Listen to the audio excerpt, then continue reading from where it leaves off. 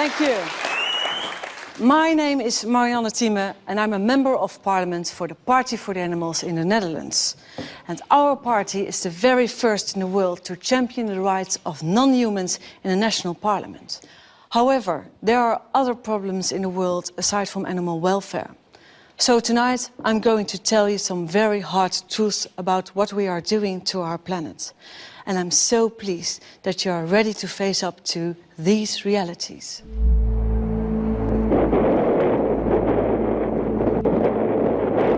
If you look at the 10 hottest years ever measured, they've all occurred in the last 14 years. The world is heating up fast and we have ourselves to blame.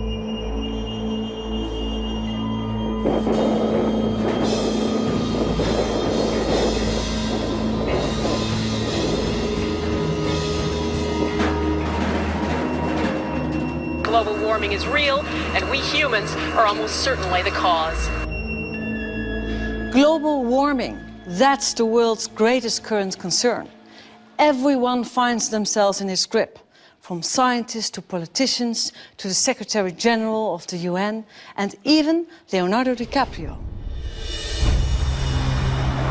We face a convergence of crises. Industrial civilization has caused irreparable damage. By the middle of the century, there may be 150 million environmental refugees. Not only is it the 11th hour, it's 11:59. But it's that other film made by Nobel Prize winner Al Gore, which has truly succeeded in putting this global problem on the map. An Inconvenient Truth was a real wake-up call to the world. This was a great achievement for Al Gore. However, he forgot something rather important.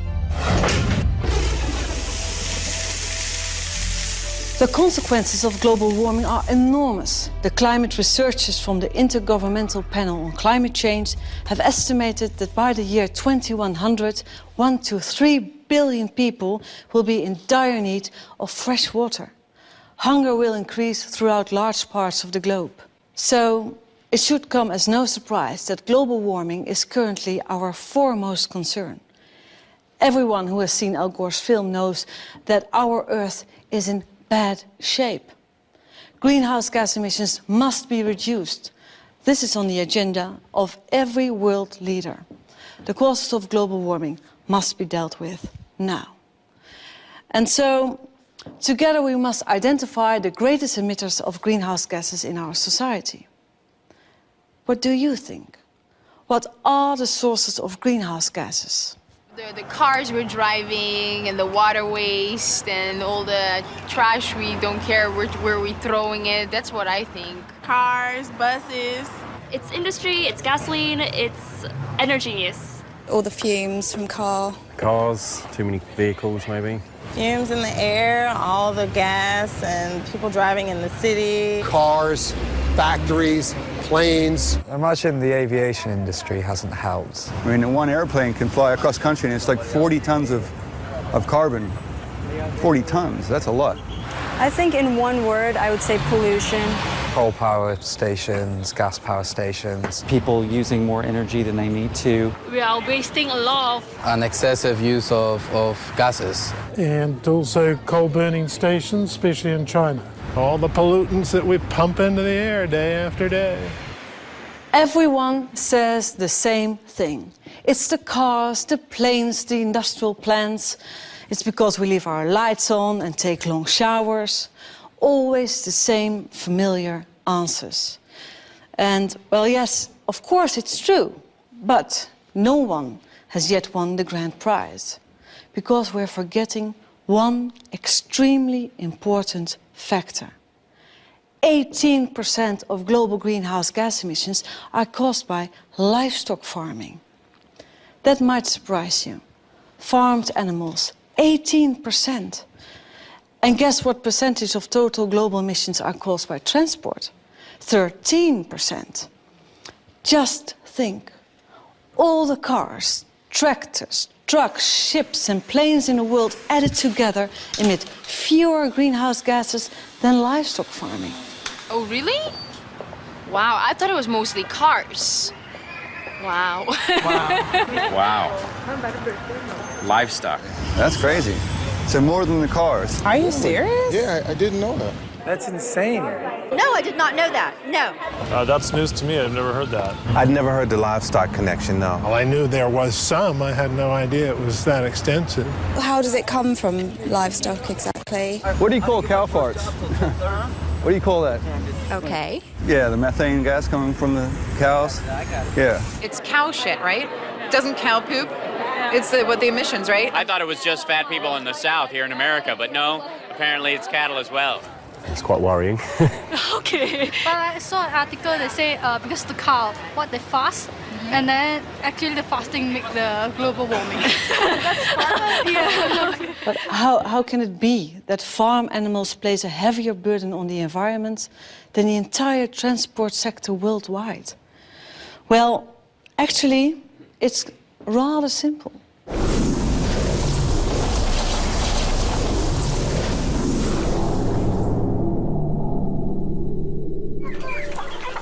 Once upon a time, a farmer was someone who owned land and some animals. Nice and quiet around here. If there was more land, then he bought some more pigs, a few chickens, and some cows. Well, that's a fine kettle of fish. You know what? All that grubbing around outside takes far too long. We're going to fatten you up and fast. It's not a fairy tale storybook. You're there to be eaten. Not sure that's such a compliment, really. We'll squeeze you all together nice and efficiently, and you'll all get sick right away. You're telling me. Listen, Piggy, I'm not interested in your personal vision right now. In the Netherlands alone, you lot produce 70 billion kilos of dung. Do you know how bad that is for the environment and the climate? Sorry for living. Did you know that cows of all farm animals are the largest producers of greenhouse gases, mostly through all that belching and farting? Do you know what the problem is? You're eating us out of house and home. Who was just so pleased about fattening us up?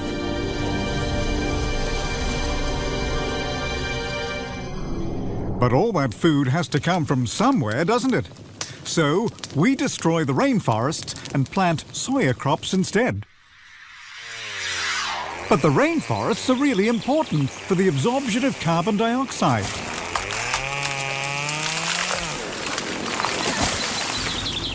And then we spray the stuff with pesticides and we ship the soya off to Europe where it ends up in your feeding troughs. So well organized. What are you people up to? Well, that's not our fault. Who actually wants to eat meat anyway? The consumer, okay? Is there something wrong with that? Well, that's a good question. Who actually eats so much meat? Eating meat is a luxury that we've got all rather too used to. Don't dare touch our steaks. Keep your hands off our barbecues. But once it becomes clear that all this meat is making a major contribution to the destruction of our Earth, shouldn't we think again? And yes, I hear some of you thinking, here we go again, yet another vegetarian fanatic. But I'm certainly not the only one who's worried about this issue.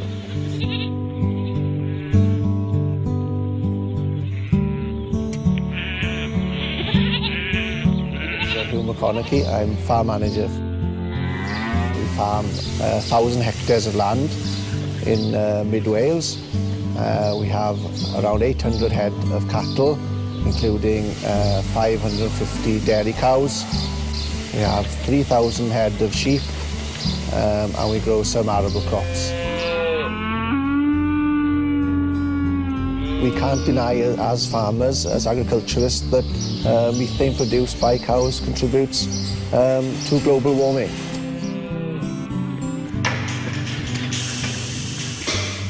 I'm David Davis. I work at the Institute of Biological, Environmental and Rural Sciences at Aberystwyth University.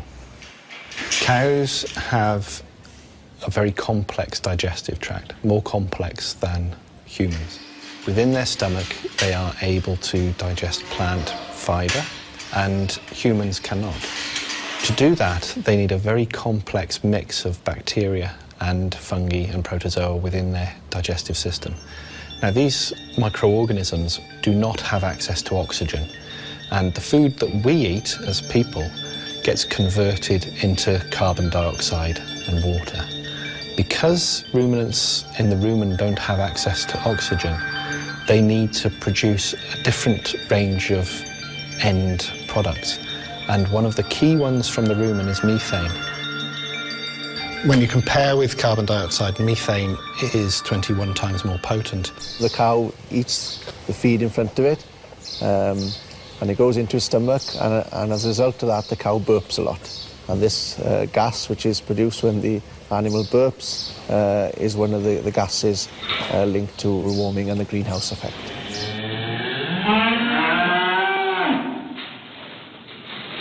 Every cow and every ruminant regurgitates its food into the mouth to chew, and this enables the microorganisms in the stomach to actually get better access to that feed.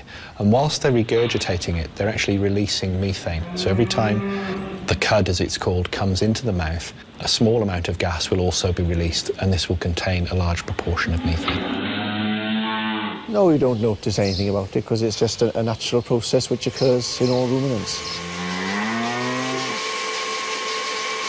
The dairy cow that's producing 8,000 to 10,000 litres of milk every year will produce around 500 to 700 litres of methane every day. So your average cow will produce around 700 litres of methane per day. This is equivalent to the amount of greenhouse gas CO2 emissions produced by a big 4x4 vehicle travelling around 35 miles per day. The rumen population within the world is probably growing, and it has to grow in line with the growth in population in order to feed that population. I think it should concern everybody. In 2006, the Food and Agriculture Organization of the UN, the FAO, published an important report which first brought the link between livestock farming and climate change to light. I'm now going to speak to Dr. Henning Steinfeld, the chief author of this report. Dr. Steinfeld, you have calculated that livestock farming is responsible for 18% of greenhouse gas emissions. That's quite a lot. In fact, 18% is quite a lot. It has to do with the fact that in this assessment we took into account all the changes in land use that are related to livestock, the production of animals in terms of methane, the manure management in terms of also methane and nitrous oxides, and the various steps of the feed production, livestock production, processing, transport, and so on that have to do with livestock and feed commodities. And this is how you get to 18%. Okay. How did you respond yourself when you were confronted with these figures? I knew it was high. I knew also the impact on water and biodiversity was going to be very significant. I didn't expect it to be quite as high, but this is the figure we came up with. And what do you think? What was the most shocking, amazing conclusion from your report? Well, I think one of the issues is that this huge environmental impact that livestock have is not well understood by the public. It is not even well understood by the farmers themselves. So there is actually a strong case for regulating the livestock sector much more than is currently the case. Thank you. Everyone is talking about global warming and trying to find out why it is happening. But how can it be that livestock farming is hardly ever mentioned as one of its causes? Certainly when more and more scientists have made the link between livestock farming and climate change.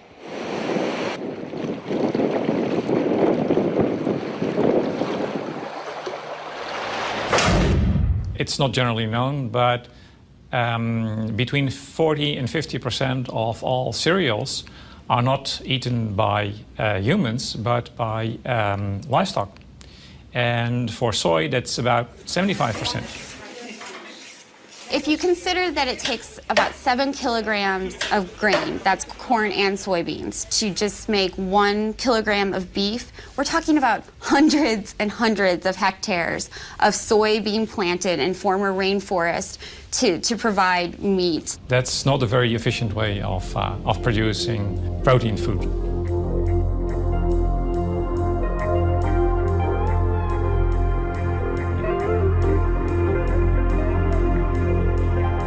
The soy is being imported from places like Brazil. Brazil has the biggest soy export market in the world, and their soy production has grown since the 1960s, something like 57 times. So they're just producing more soy than ever before, and most of that soy is being produced in very environmentally sensitive areas, including the Amazon rainforest and the Cerrado, which is a woodland savanna.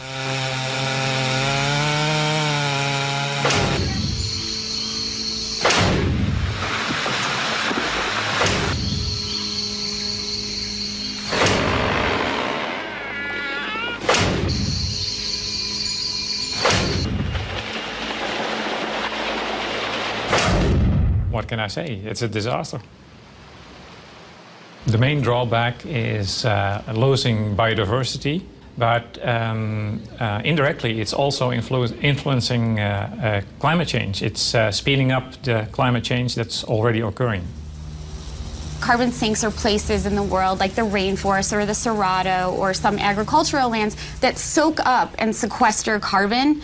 And when those are lost, we're losing a very important tool in the fight against global warming.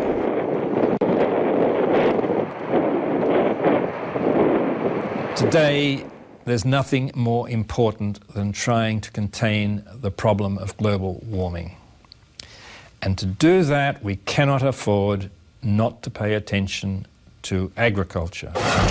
If we want to just achieve a fairly conservative objective in this sector, which is to stop this sector adding more by the middle of the century, then we have to take quite radical steps, because the natural dynamic is that as populations get richer, they almost universally consume more animal products.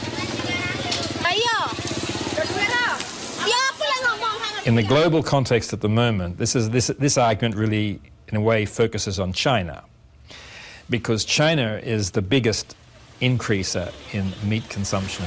It's doubling every 10 years. The population of pigs and chickens in China is doubling every 10 years. These are monogastric animals. They don't create a greenhouse gas problem in terms of methane release, but they do create environmental problems because they have to be fed. And the feedstuffs have to come from global sources, and they come from soybean production in Brazil, which comes from deforestation and so on. If the rich countries keep on consuming at their high level, and countries like China come up to our high level, then the situation will be much worse, and that will make it very much more difficult to achieve global warming targets overall. So it's rather strange that most governments only focus on quick fixes, like taxes on gas guzzlers. Certainly when you realize that research shows that in a year, a cow in the Netherlands will produce just as many greenhouse gas emissions as a car that drives 70,000 kilometers. 70,000 kilometers. This means driving around the globe more than 1.5 times. In a medium-sized car, I should add. The image we get to see of global warming is always so one-sided. We only get to see factory chimneys and traffic jams. Where are the public information campaigns about the relationship between carbon emissions and eating meat? I certainly haven't seen them yet in the Netherlands, despite the fact that we slaughter 500 million animals here each year. Animals, however, discover exactly what factory farming is very early on in their lives. Piglets, for example, are castrated without anesthetic. Their tails are docked, they are forced to live in dark concrete stalls and usually only see daylight when they are taken to slaughter. It's not much different for other factory farmed animals. Take laying hens, for example. They are crammed into battery cages and their beaks are trimmed to stop them from pecking one another. Since 2006, I have represented the Party for the Animals in the Dutch Parliament, and I strive to put an end to these kind of practices. But my work doesn't just stop at animal welfare. It's only recently that the Dutch Environmental Agency has sounded the alarm at the speed at which we are exhausting the earth and its resources. The Netherlands uses 4 times its own surface area to produce what we consume. Think of it like a buffet. We are heaping up our plates with enough food to feed 4 people, which means that there will be not enough left for those at the back of the queue. 1 billion people on our planet suffer from obesity, while elsewhere 1 billion people go to bed hungry every night. Something is seriously askew, and we should really talk about it. Right now, half of the total global wheat harvest is used as livestock feed to support our meat and dairy consumption. Half of the entire harvest, while at the same time people in poor countries are starving. And there doesn't seem to be an end to this. We keep on consuming more and more and more, and in the future we'll have to exploit other people's natural resources even more than we do now.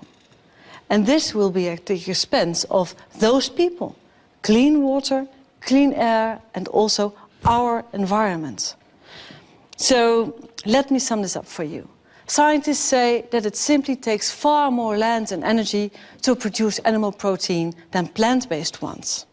To produce animal products, you need up to 10 times as much land as needed to produce vegetable products.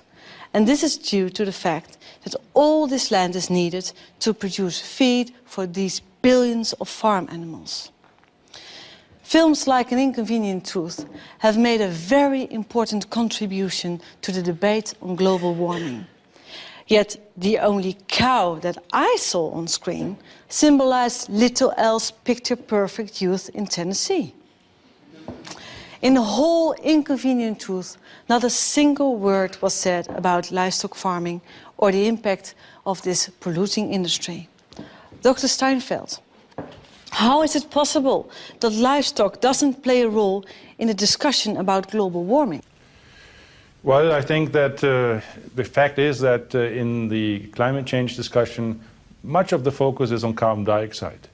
And the carbon dioxide emissions, if you look at the livestock sector, only make up about 1/3 of the total greenhouse gas emissions.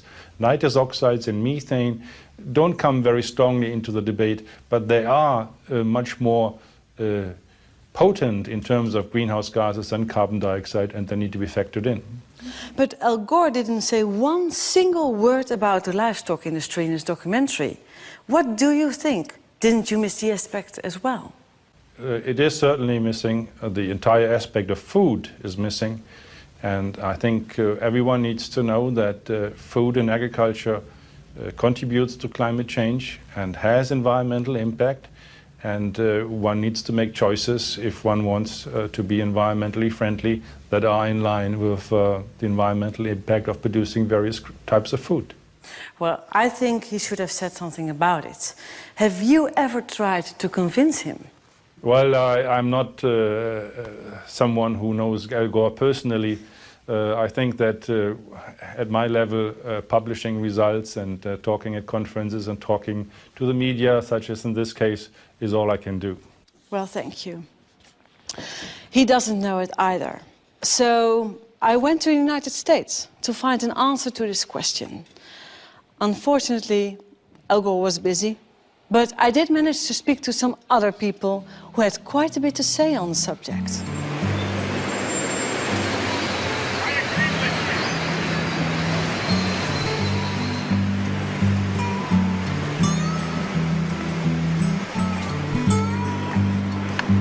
Great. Hello. Hi. Some information? Thank you. Have a nice day. Hi.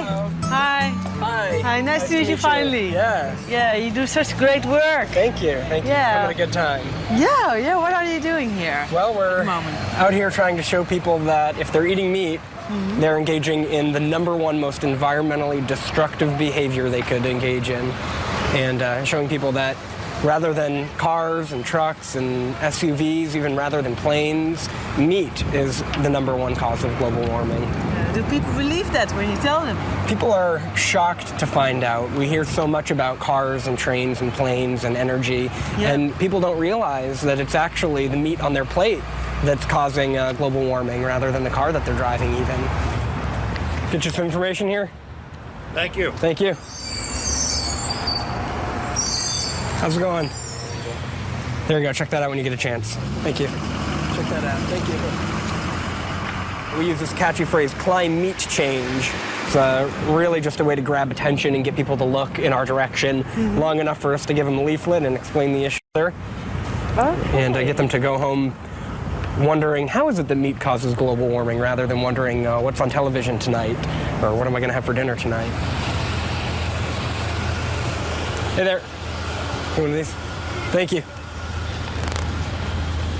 Saying that power plants are the #1 cause of global warming is like saying that humans are the #1 cause of global warming. Power plants don't emit energy, don't create energy for the purpose of just creating energy for the sake of it. They create it for industries. And one of the industries that uses the most energy is factory farming. Half an hour, Mr. Prescott. All right. In the U.S., the meat industry uses about 1/3 of all the fossil fuels that we generate.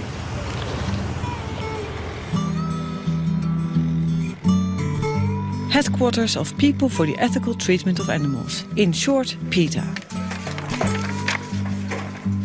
They have almost 2 million members and are active worldwide.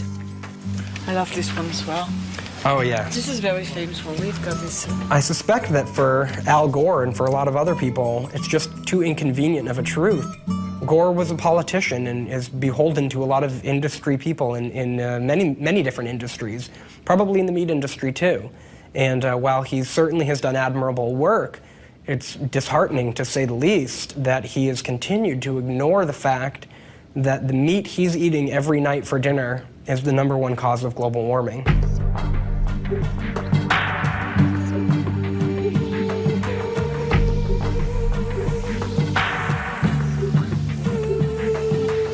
I'm Alicia Silverstone, and I'm a vegetarian.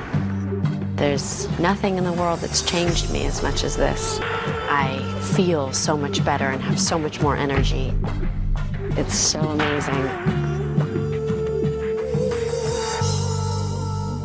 There's a prominent environmental group in the U.S. called Environmental Defense, and they recently wrote on their website that if every American replaced chicken with vegetarian foods in just 1 meal per week, it'd be the equivalent in carbon dioxide of taking about 500,000 cars off of U.S. roads.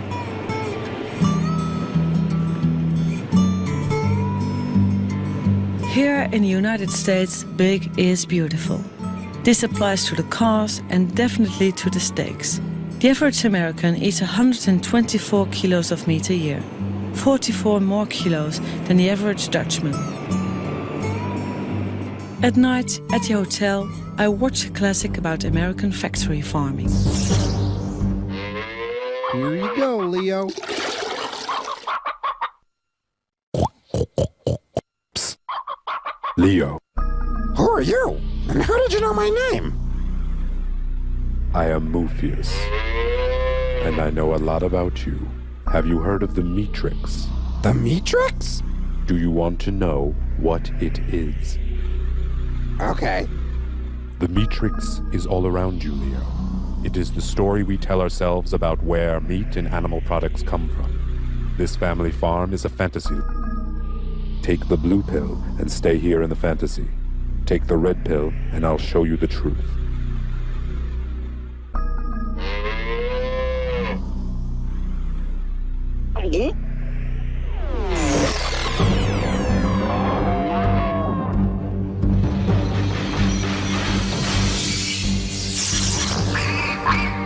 Welcome to the real world.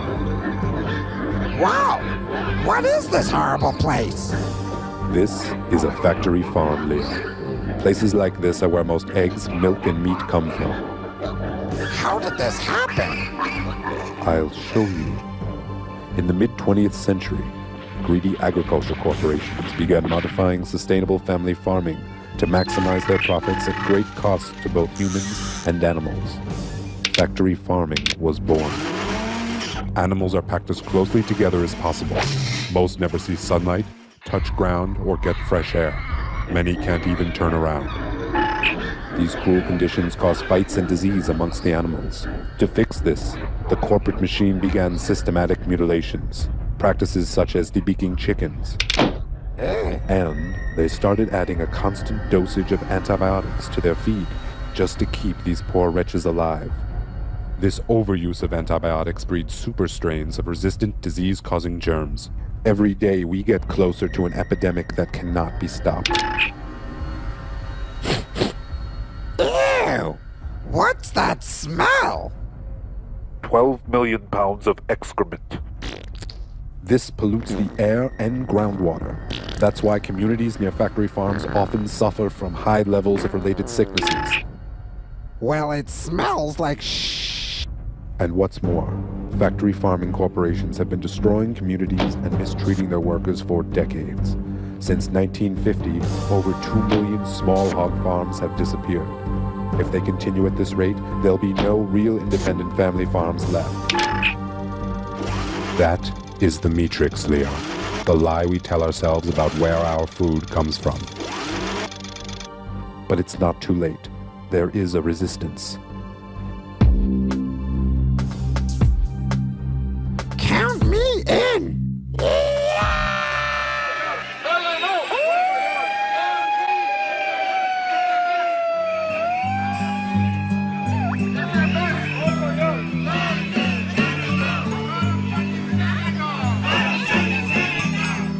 Washington, city of politicians, policymakers, lobbyists and activists. Think of the seals when you buy your meals! Boycott Canada! Today, a demonstration against the seal hunt is held at the Canadian Embassy.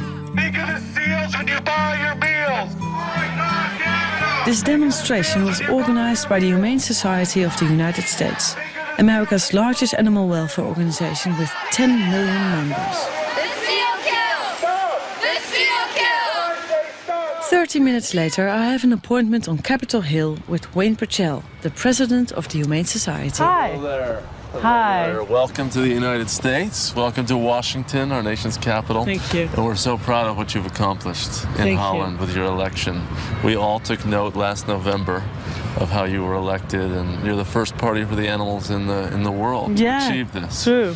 So thank you. And we look forward to learning about what you've done. Oh, okay. So nice to meet you finally. You're the biggest organization on animal welfare. Yes, we are. We have 10 million supporters here in the United States in terms of paying supporters. Yeah. And then, of course, we have millions more who believe in what we're doing, and we're here to organize that sentiment to achieve political reforms for animals, among doing other things. We try to pressure corporations to do the right thing, and we educate the public, and we do hands-on care of animals as well. But the political work here in Congress is very important. Hi. Oh, get him. You guys quit. 1, 2. Factory farming is the biggest abuse of all, because in the United States alone, there are 10 billion animals raised for food. It's an extraordinary number, and the average American eats 80 or 85 animals per year.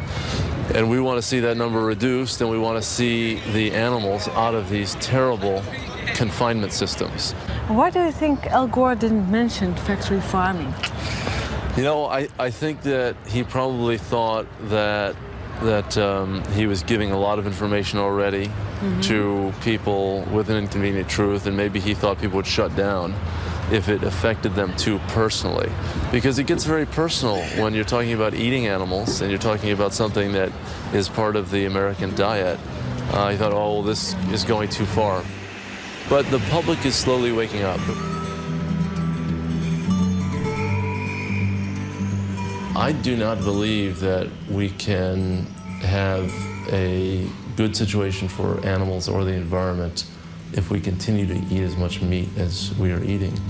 But even if you reduce your total consumption by half, and instead of eating 80 animals, eat 40, you cut in half the greenhouse gas emissions. So we do think that our fork is a powerful tool. So they're clear about this in the United States. The power lies with the consumer. As consumers, we can make a difference by changing our diets. Matt Prescott says that meat is the #1 cause of global warming, and he gives a good example of this. If every American ate no chicken for just 1 day a week, then this would reduce just as much pollution as taking 500,000 cars off the road.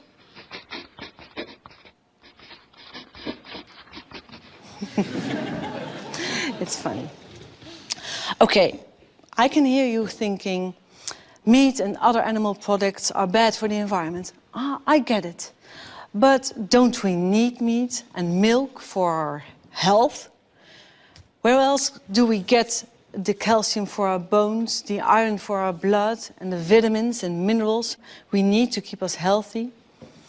Advertisers and food producers have done so much to indoctrinate us that you nearly end up believing it.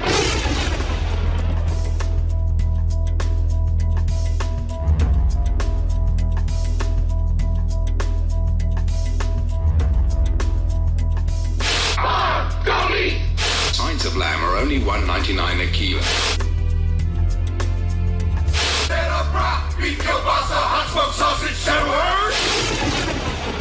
The message is clear. Milk is essential, meat is good for you, cheese is healthy for us all. But who benefits most from meat and dairy products? The consumer or the producer? Do we really need all that animal protein?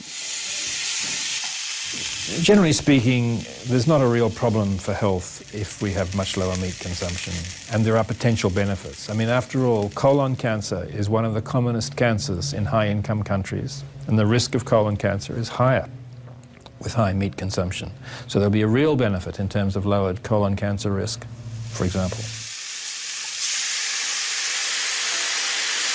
Going from our level of consumption to something that's just a bit below half of that would not involve any significant health harms and would almost certainly bring health benefits.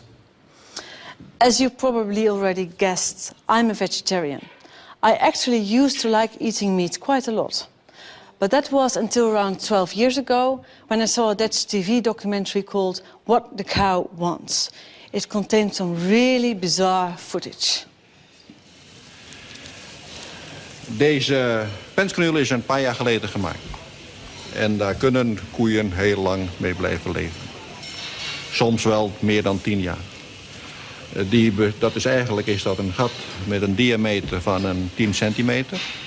Daarin zit een siliconen ring met erin geklemd een deksel. Als ik nu druk, dan moet het mogelijk zijn om deze deksel naar binnen te drukken. Nu is die open. De deksel is eruit. Kan eruit. En hier hebben we dus een gedeelte van de grassilage die het dier zojuist gegeten heeft. When I saw this, for me, that was the very limit. Animal diseases, animal suffering, animals that were no longer treated as living beings. I had seen it all. And I thought, no, not in my name. I want no part in this anymore. En zo kan het dekseltje er weer op. In the factory farming industry, animals are adapted to the food that we choose to give them and to the massive stalls in which they are forced to live. They are mutilated, they are given antibiotics to stop them getting sick. Pigs are now sometimes even given anti-stress pills to help them cope with their unnatural living conditions. Yet the fact that it turns out that livestock makes an enormous contribution to greenhouse gas emissions by belching, farting and defecating doesn't necessarily mean that we'll start keeping fewer cows, pigs and chickens. No, the industry will simply dream up something new. Would you believe it? They now even make fist-sized pills to stop cows from farting so much. But you know, consumer resistance against factory farming is steadily growing due to the increasing awareness of animal suffering that it entails. And sometimes you come across people from an entire different background who surprise you. It was in America that I met a man who is known as the Mad Cowboy. He was a factory farmer who got out of the livestock industry and went vegetarian around the time of the mad cow disease crisis in Europe.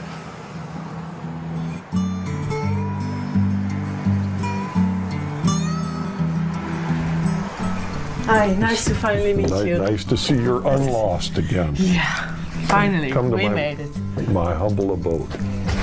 Thank you. Oh, it's nice and warm here. This is on the farm, and this is one of the dogs we had, which was Sam, good critter. That's the farm.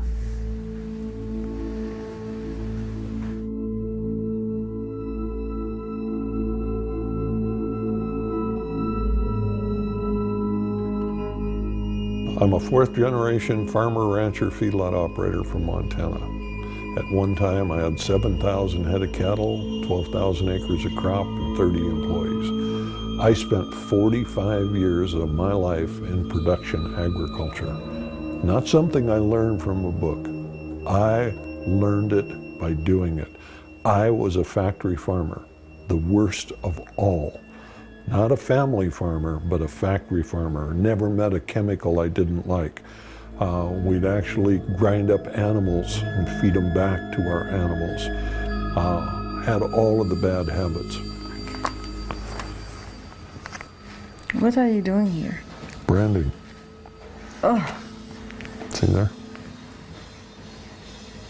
I've branded hundreds of thousands of animals. It's still allowed. It's still allowed in America? Absolutely. 1979, I ended up paralyzed from the waist down. Doctor told me I had a tumor on my spinal cord. He said, if that tumor's on the inside of the cord, you have less than 1 chance in a million you will ever walk again.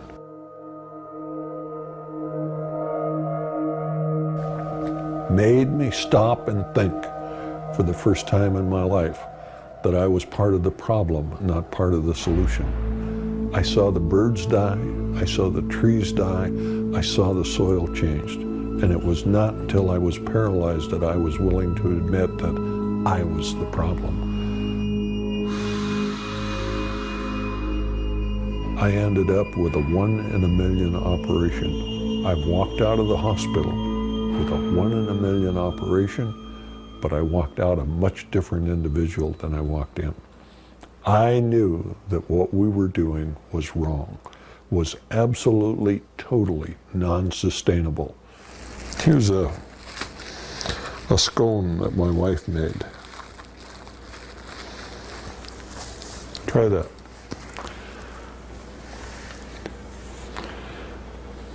Vegan.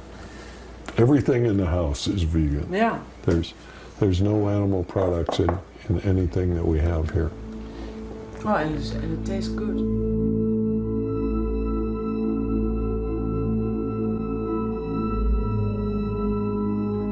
Everybody thought the same way. It was mass hysteria. Everybody was doing it. It must be okay. You started from the time you were a child. And can you imagine what it was like when I first asked myself the question, should we be eating animals? It was one of the most thought-provoking questions I ever had in my life, because I had never even considered that. No. And when you stop and think about it, it is so straightforward and open. Should we eat animals? Absolutely not. Do we need them for protein? Absolutely not. Are they good for us? Absolutely not. Do they enjoy us eating them? Absolutely not. My hometown newspaper put my picture in the front page, and it said, Montana's most famous vegetarian. I picked up the phone and I called him up and I said, why don't you tell it the way it is? Montana's only vegetarian. And they said, no, we have one of you kind of guys here at the paper, so we know there are two. But people don't want to believe that somebody that from the inside of the industry, that when you look at it, the one thing when I debate the issue with somebody from the industry, their common defense is, oh, well, you don't understand. I spent 45 years of my life there. There's nothing that they have done that I haven't done more of it. I've milked more cows, I've slopped more pigs, I've fed more animals, and when they tell me I don't understand, I understand.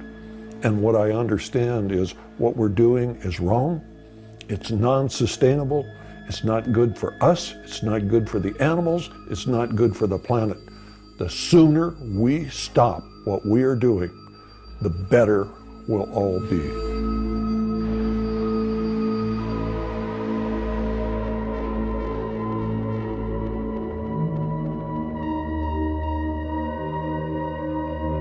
Did you also notice that there are more women vegan or vegetarian than men? Well, yeah. You know why? Tell me why. They're smarter. Ah. Yeah. Do you know why women live longer than men? Tell me. Because men have to live with women now. What I did is I went out on the road and I started talking to people. I traveled about 100,000 miles a year. It was not unusual for me to do 3 or 4 lectures a day. Some of the groups were large, some of them were small. The largest group I ever talked to was 40,000. The smallest was 2. We should never count the crowd. You never know how many people that are there are going to get the information. My job was not to save the world. My job was to do everything that I could do so people would make better choices. And I've done that now for over 20 years.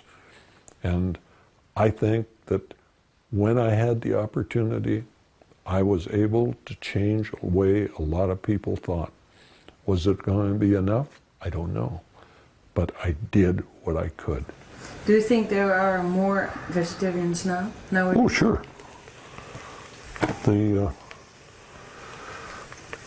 My hometown actually had a vegan restaurant. Isn't it amazing? The man that gets the Nobel Prize for the film on global warming neglects the #1 cause of global greenhouse gases.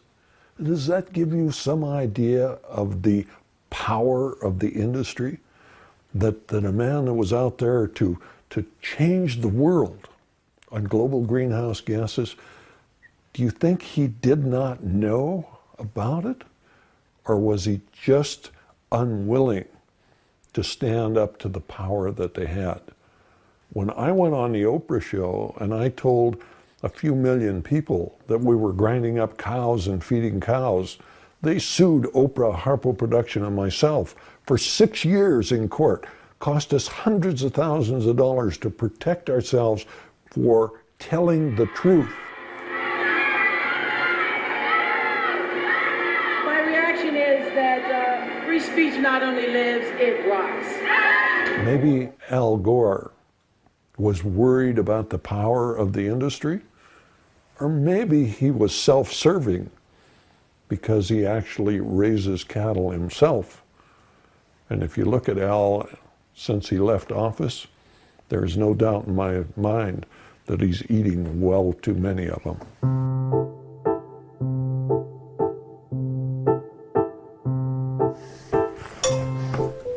If there's something you would like that you don't see, I'll get it for you. No salt or pepper. No, that's fine.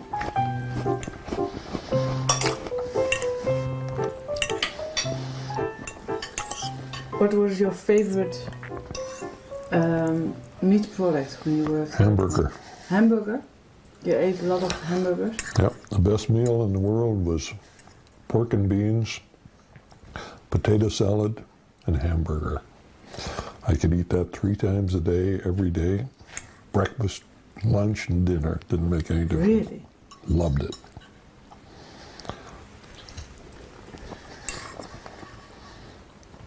Turned out okay. Mm. Why so, not say it turned out great? Well, if my wife cooked, it would have been better. Mm. But it just goes to show that if an old cattle farmer can do this, anybody can do it. Mm-hmm. It's just a matter of time. Mm-hmm. It doesn't mean that we should slack off on what we're doing. But if we do everything we have the capability of doing, we will win. There's no doubt in my mind. The FAO has made some very interesting calculations. Between 1950 and the year 2000, the world population grew from 2.6 billion to 6 billion people. Yet meat production increased fivefold, from 45 to 233 billion kilos of meat each year. It's predicted that there will be 9 billion people living on our planet by the year 2050. And what will happen with the meat production?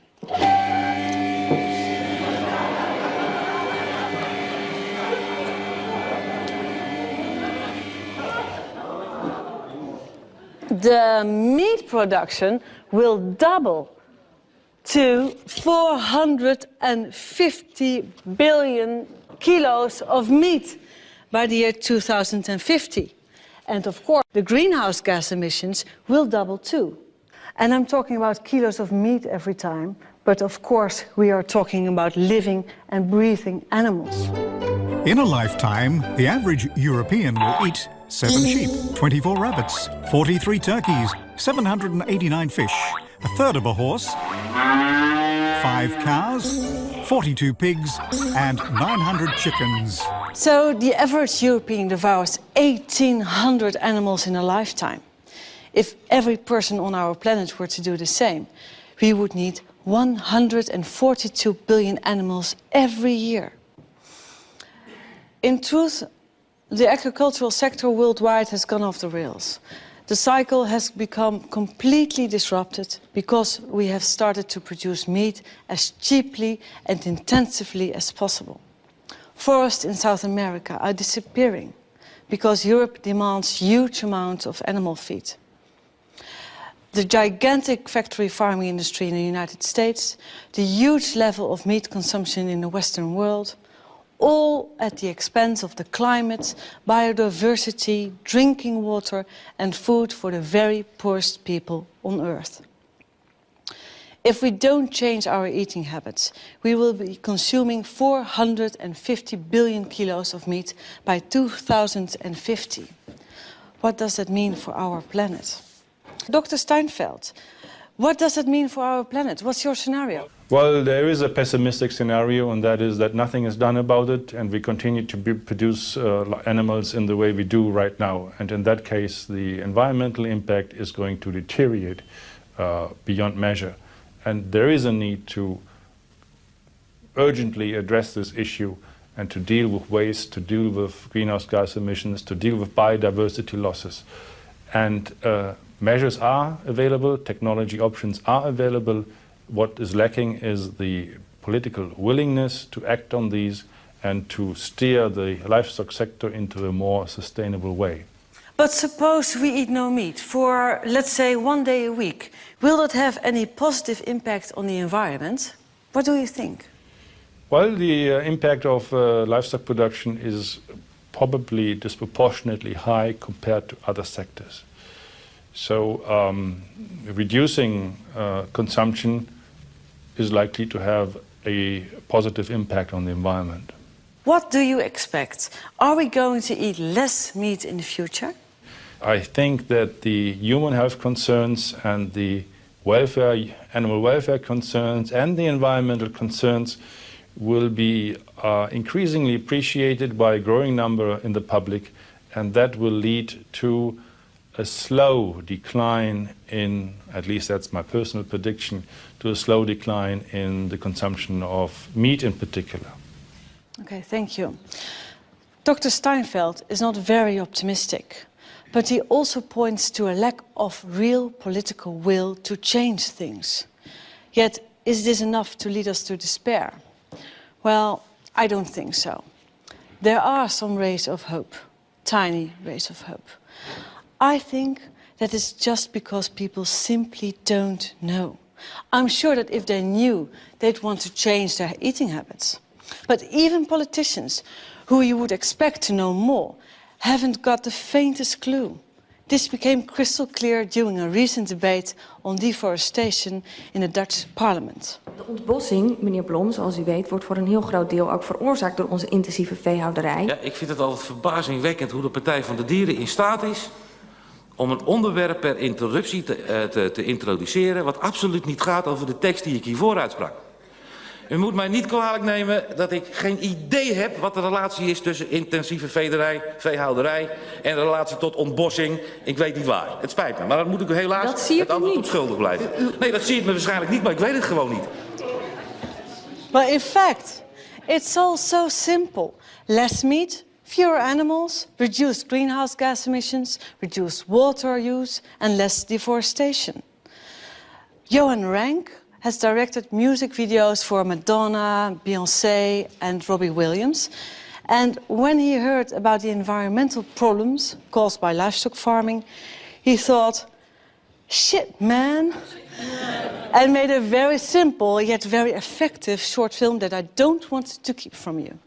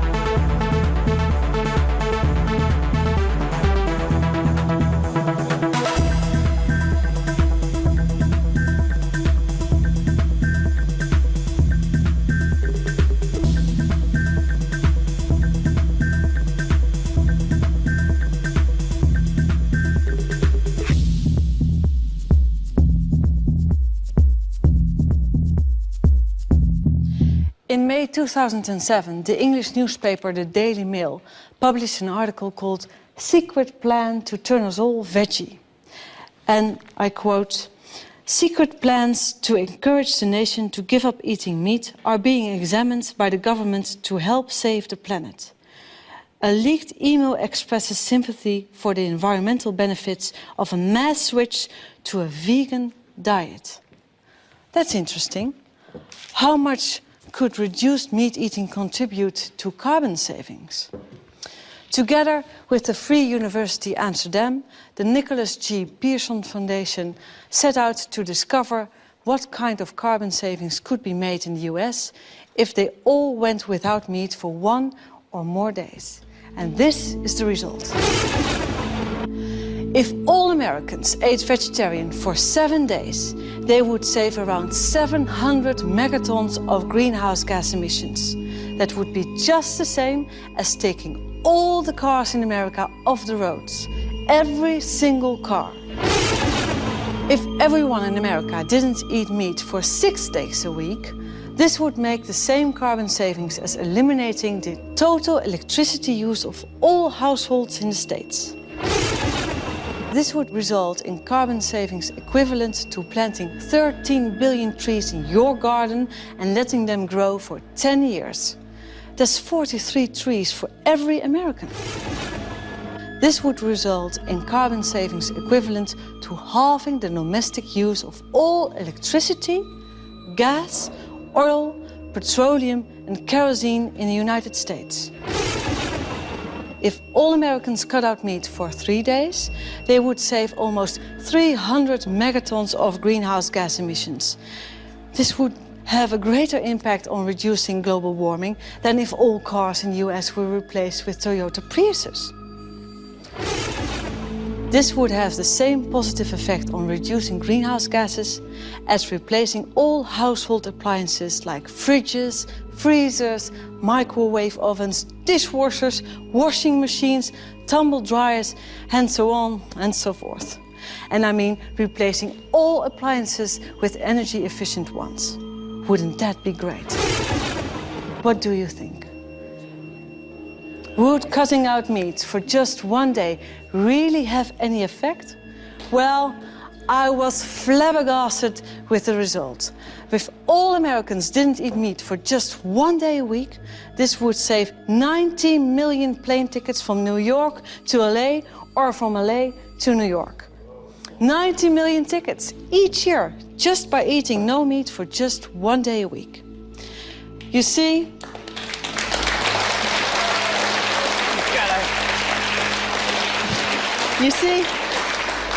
a small step for a man is a giant leap for humanity and all living creatures. And you don't have to wait. You can start today with your own tasty and simple solution to the climate problem. The question we have to ask ourselves is simply, how many days a week shall I go without meat to reduce global warming?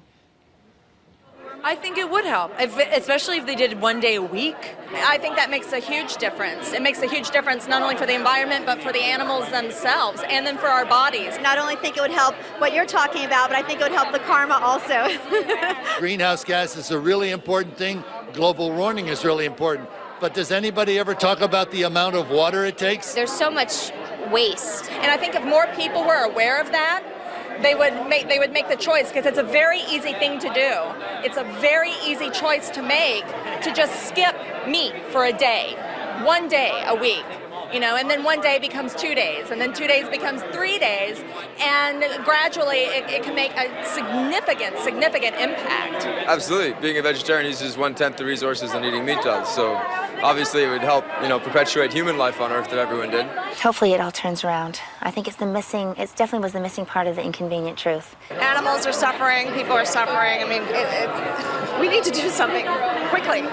You can't be a meat eater and call yourself an environmentalist. You can get a lot of protein from peanuts. I was raised in Canada, meat and potatoes. I never was a big meat eater my whole life, but you're raised that way, and it's really hard to switch gears. So I think when people just do the best they can. Should all eat less animals, or maybe just none. I think that would make a tremendous difference. You don't have to go 100% vegetarian, but we don't have to just have this mass gorging of meat that happens especially in the United States of America. Yes, I don't expect everyone on the planet to give up all meat. I think that's unrealistic, but I do think we could get people to understand that meat shouldn't be something they have for their own health on as regular a basis as they do have it. People don't think twice when they eat meat. People don't think twice the way their meat is manufactured. People don't think twice about those factory farming practices because it's not as close to them. But yet, if you're driving in a car, an SUV that may be much bigger and is not a hybrid, possibly like your car, is something that you can pick on. It's an easy thing to pick on, but we need to start picking on ourselves, and we need to start picking carefully what we eat, how we eat, when we eat it, where we get it from. We need to do the research and do the work to find those things out and make ourselves smarter. So if we're going to talk about SUVs and car emissions, we can also be smart enough to find out where most of those emissions are actually coming from. Right.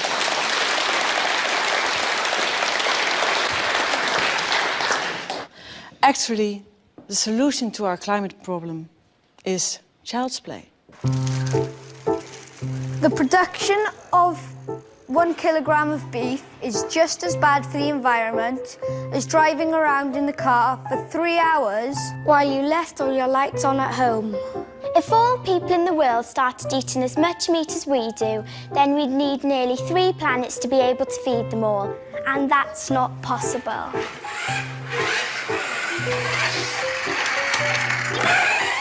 If we all didn't eat meat for 3 days a week, this would lead to the same carbon savings of halving the electricity use in all households in the United States.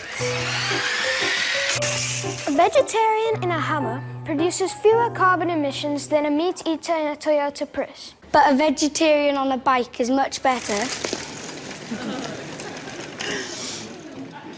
There are hundreds of millions of vegetarians today, and many more people who have already started eating less meat.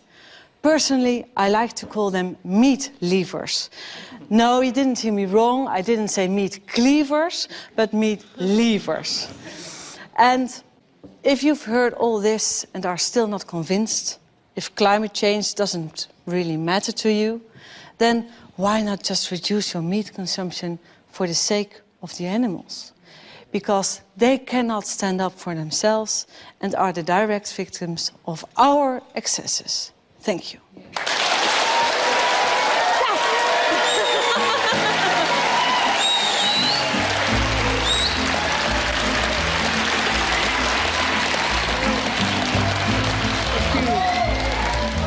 Fat and docile, big and dumb, they look so stupid, they aren't much fun. Cows aren't fun. They eat to grow, grow to die, die to be et at the hamburger fry. Cows well done. Nobody thunk it, nobody knew, no one imagined the great cow guru. Cows are one.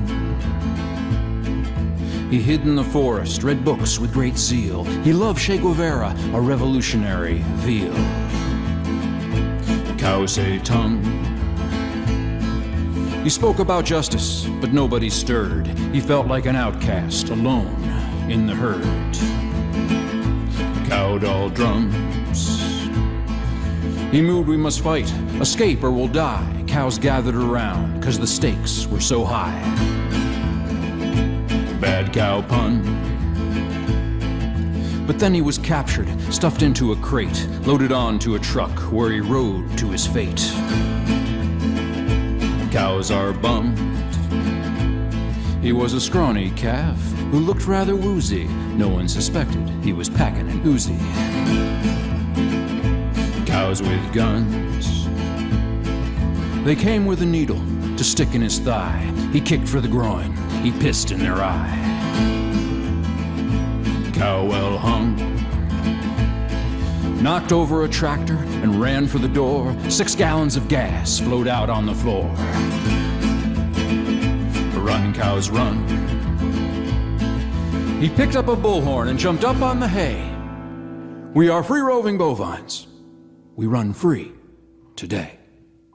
We will fight for bovine freedom and hold our large heads high. We will run free with the buffalo or die. Cows with guns.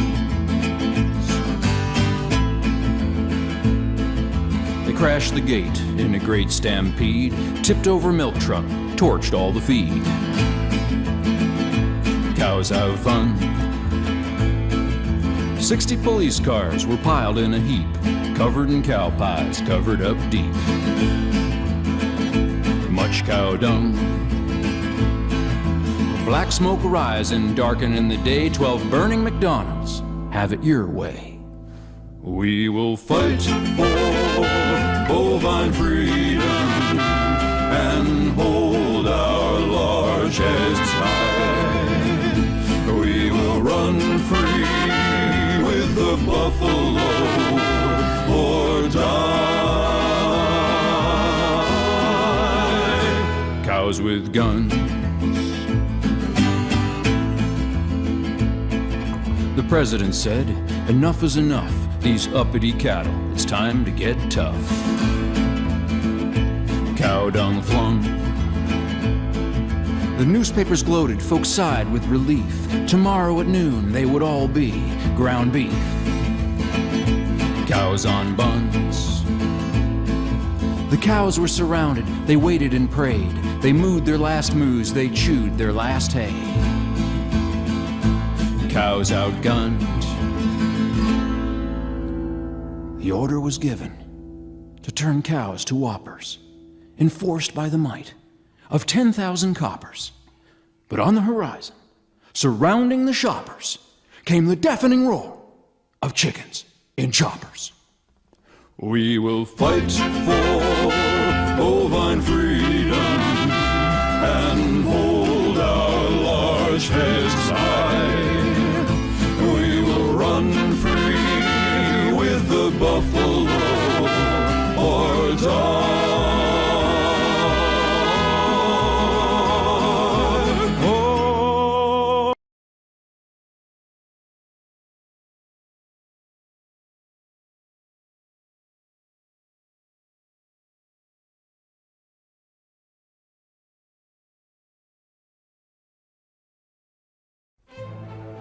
robertobenitez.info.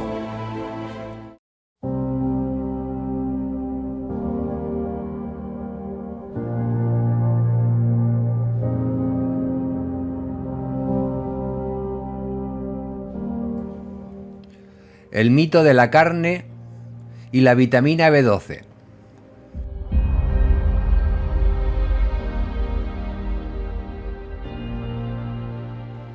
La idea que los seres humanos tienen que comer carne y secreciones de animales como parte de una dieta equilibrada es, o era, un mito monstruoso, largamente simbolizado y propagado por nuestra antigua pirámide de alimentos.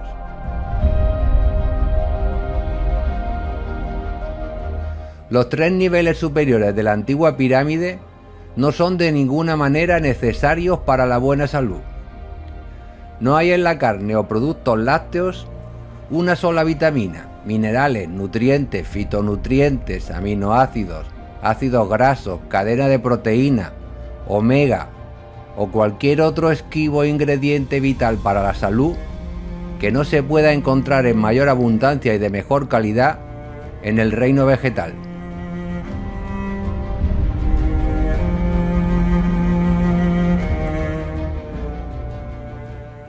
Por ejemplo, hay más omegas en algas que en peces, 2 veces más proteína en las espinacas que en el bistec y 4 veces más calcio en semillas de sésamo que en la ácida leche. Una pirámide de alimentos saludables sería algo como esto.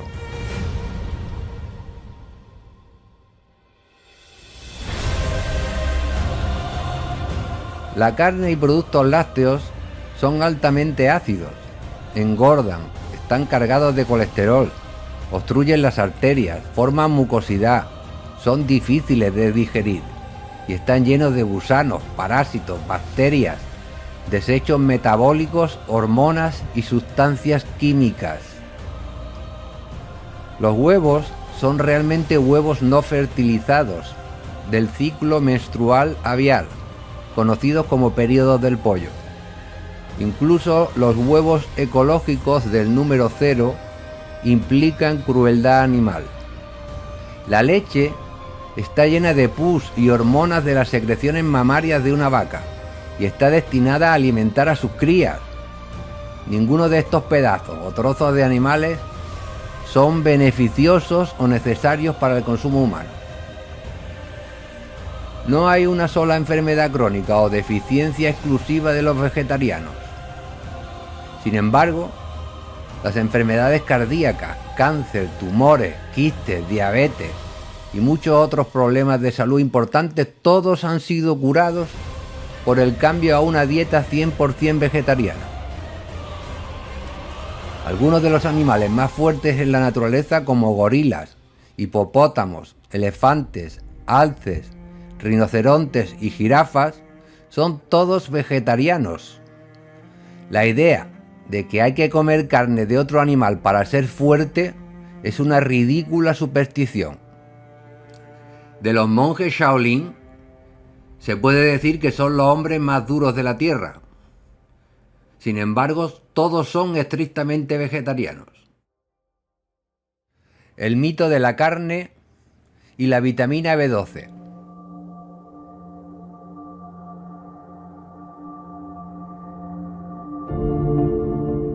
Nuestro cuerpo es demostrable que es herbívoro frugívoro. Los omnívoros y carnívoros tienen garras, colmillos, sin molares, cortos tractos intestinales, ácido clorhídrico estomacal 20 veces más concentrado que el de los herbívoros y saliva ácida, esencial para digerir carne. Los seres humanos, como herbívoros, no tenemos garras, no tenemos colmillos, pero sí molares para moler. Un tracto intestinal 4 veces más largo y 20 veces más débil el ácido estomacal. Y la saliva es alcalina para digerir granos. Los seres humanos simplemente no somos omnívoros naturales.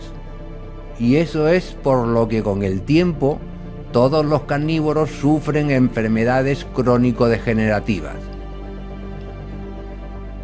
Al utilizar la anatomía comparada para determinar qué es para el hombre lo más apropiado para comer, deberíamos tener en cuenta la especie más similar al hombre, a saber, los simios antropoides, chimpancés, gibones, gorilas y orangutanes. De todos los animales, los órganos digestivos y los dientes humanos a estos simios es a los que más se parecen. En cautiverio, algunos de estos animales se verán forzados a comer carne en lugar de morir de hambre. Pero en la naturaleza todos comen una dieta vegetariana. Otra pista fuerte de que el hombre es naturalmente vegetariano es el hecho de que los vegetarianos son, en general, mucho más saludables que los omnívoros.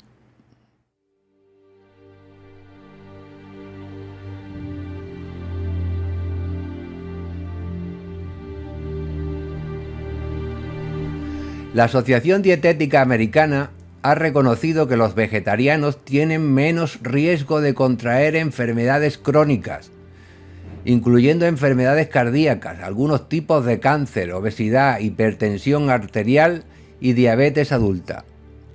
Una dieta saludable va mucho más allá de recortar un poco de carne roja.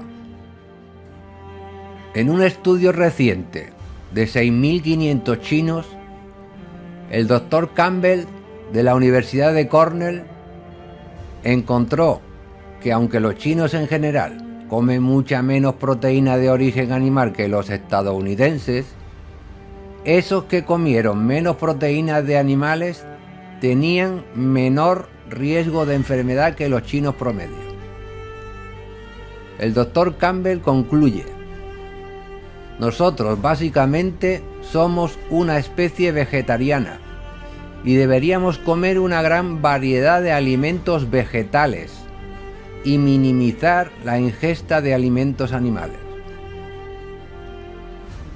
Todos los omnívoros y carnívoros comen la carne cruda, rasgando la piel y lamiendo la sangre rica en nutrientes con sus lenguas. Un verdadero omnívoro, como un oso, tomará un pez fuera del agua y se lo tragará entero, crudo, con escamas, huesos, aletas, cabeza, todo. Cuando un león mata a un herbívoro para alimentarse, desgarra directo en el área del estómago para comer crudo el estómago, hígado, intestinos y otros órganos que están llenos de sangre y nutrientes. Ellos no comen carne cocida. Para la mayoría de los humanos, el olor y el sabor de la carne sangrienta es asqueroso. Así que con el fin de consumirlo, lo que primero se hace es limpiar, cocinar, sazonar, marinar la carne con varias hierbas y especias vegetales para hacerla aceptable al paladar. El comer carne o sangre cruda nos disgusta a nosotros como seres humanos.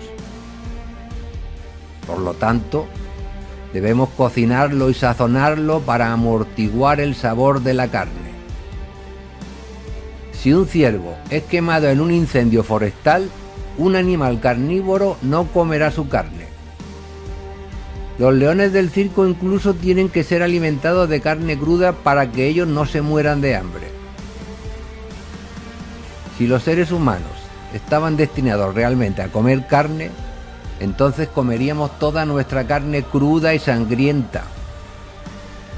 El simple pensamiento de comer carne cruda hace que el estómago se retuerza.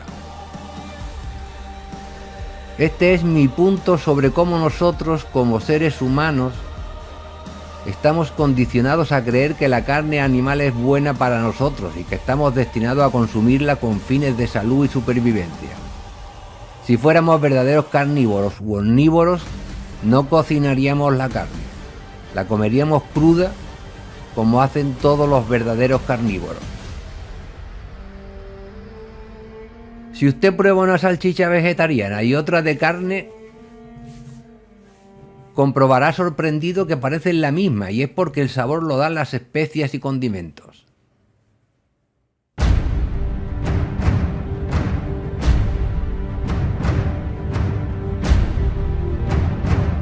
¿Y por qué más no debería comer carne? Porque es muy ácida y dañina para la salud de nuestras células. Pero la ética y la decencia moral deben ser razón suficiente para poner fin a este holocausto animal. La mayoría de los animales, por no decir todos, son hipersensibles comparados con nosotros, pero los mantienen encerrados, apretados en jaulas toda su corta vida. Los engordan con hormonas hasta reventar, cortan sus narices, los castran, los separan de sus mujeres, encadenan a sus hijos. Luego son asesinados y comidos cuando los ven que ya están sabrosos. ¿Es que no ves algo muy malo en todo esto?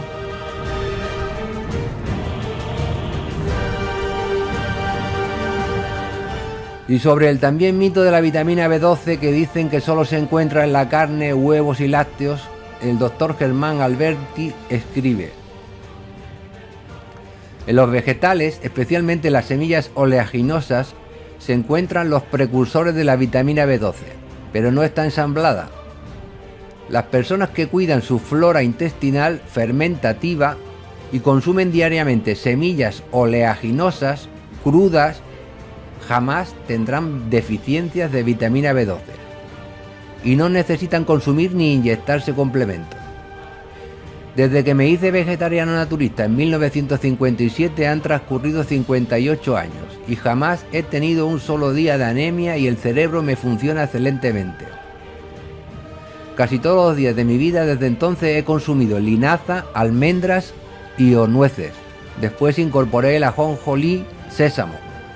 La industria farmacéutica está muy interesada en que este dogma médico de la vitamina B12 se mantenga porque se aseguran los enfermos y la incurabilidad, el control de sus enfermedades, al mantenerlos consumiendo carne. Además, han hecho propaganda terrorista regando por el mundo mensajes, pagando a farmacólogos de diferentes países para alertar a la gente para que no consuman estas semillas porque contienen cianuro. claro, radical ciano, necesario junto con el cobalto para que las bacterias fermentativas puedan ensamblar dicha vitamina. Ambos ingredientes se encuentran en la linaza, las almendras, nueces, almendras de durazno, ciruelas y todas las demás semillas.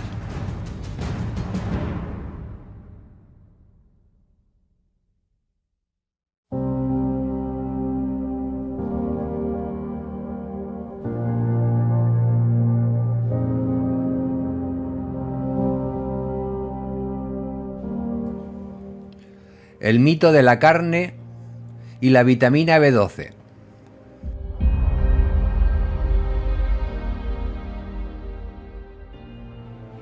robertobenitez.info